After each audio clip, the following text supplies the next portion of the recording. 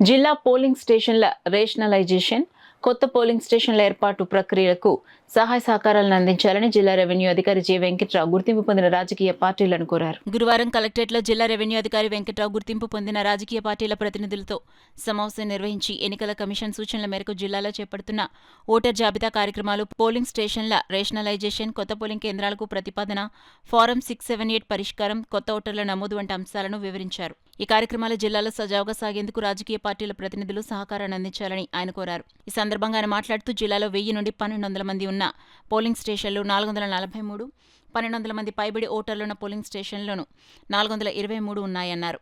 వీటిలో సుమారు 400 స్టేషన్లను ఓటర్ల సౌలభ్యానికి పరిగణలోకి తీసుకుని పునర్వ్యవస్థీకరణ, కొత్త పోలింగ్ స్టేషన్ల ఏర్పాటుకు ప్రతిపాదించడం జరుగుతుందని తెలిపారు.